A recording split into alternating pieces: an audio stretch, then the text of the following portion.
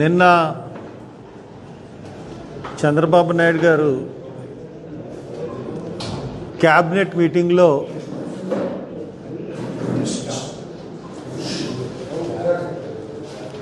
వర్గీకరణ అంశం లేవనెత్తుతూ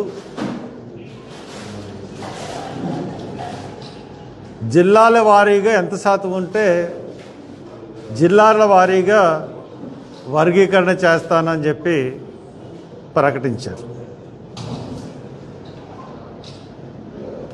చంద్రబాబు నాయుడు గారు మీరు జ్ఞానం అనుకుంటున్నారో అజ్ఞానం అనుకుంటున్నారో మాకు తెలియటం లేదు. సుప్రీంకోర్టు తీర్పే ఒక కుట్రతో ఇచ్చిందని మేము ఓ పక్కన చెప్తా ఉంటుంటే మీకు వర్గీకరణ ఎలా చేయాలో అన్న అంశం కూడా మీకు తెలీదు. మీరు ఎలా చేయగలరు?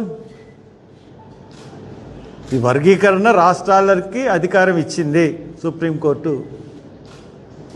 ఎలా చేయగలరు మీరు? రాష్ట్రాలకు అధికారం ఇస్తే రాజ్యాంగం వేద్దానికి